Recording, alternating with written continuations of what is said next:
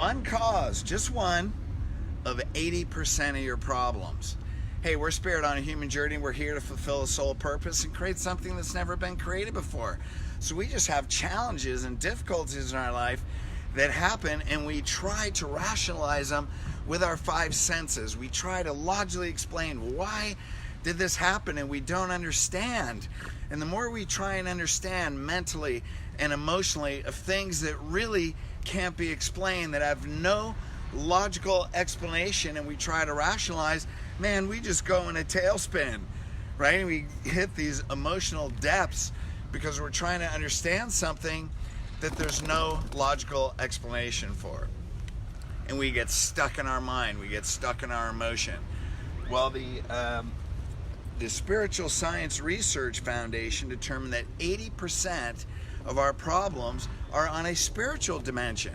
And here's a quote from one of their studies: ignorance about the existence of spiritual dimension and knowing its role, in other words, the role of a spiritual dimension and all the difficulties in life, creates problems simply because it exists beyond the five senses. Those problems exist beyond our mind, and they exist beyond our intellect. So the more we try to explain logically and rationalize, the more challenges that we create. And isn't that a bummer? So they've determined that 20% of our problems are psychological in our mind and physical. 30% are psychological, physical, and spiritual. 50% are purely spiritual. That means over half, about 80%, all have some type of energetic spiritual dimension that's causing our challenges in life. The World Health Organization, their definition of health is a state of positive health is physical, mental, social, and guess what? Spiritual. World Health Organization, that's even medicine, says that there's a spiritual dimension in all of our challenges. So the question really becomes, how do we solve all these problems? How do you get rid of the 80%?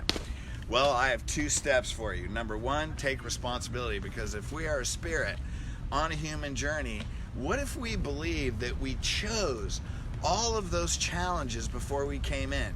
Because those are going to help us evolve into our soul purpose. Those are going to help us evolve in consciousness and awareness that helps us fulfill the reason why our soul is here having this human experience.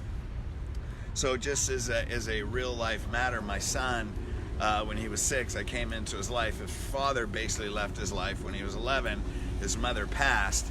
And I used to tell him, you chose your mom and dad before you came here. What gifts are you getting from these challenges?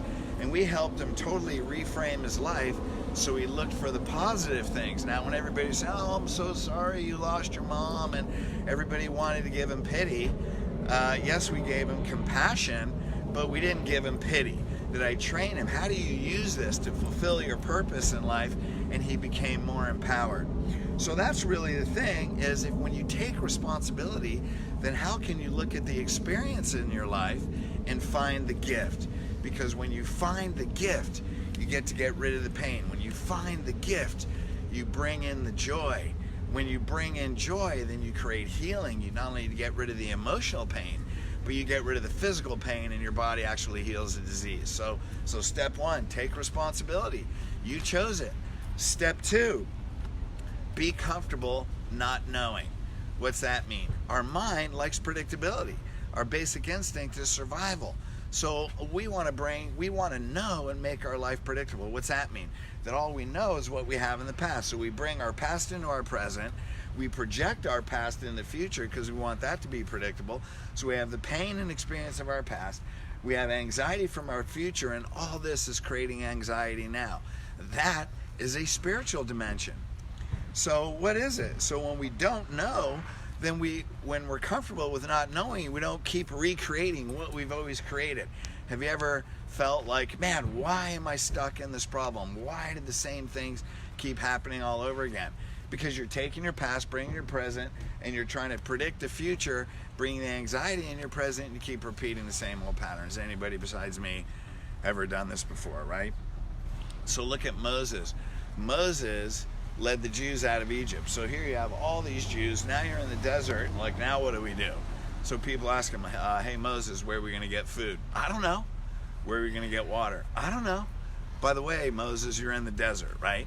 And then it turns out God rains manna down. He splits the rock and water pours out. Water comes out of nowhere. Food comes out of nowhere.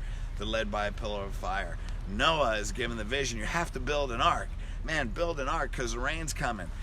You know, has he ever built an ark before? No.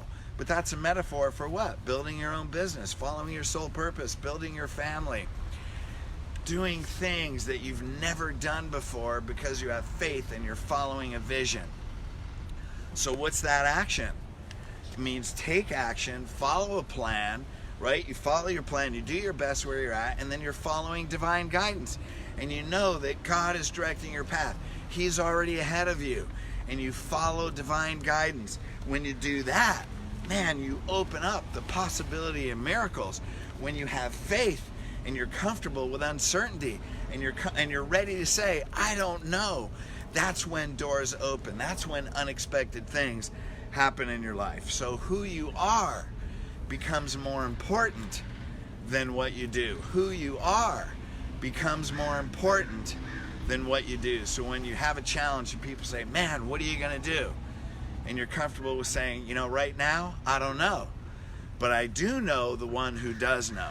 And I'm willing to follow divine guidance. I'm willing to follow God's plan. When you say that, man, that's when your faith opens up the possibility of miracles. So there's two things you do. Number one, take responsibility.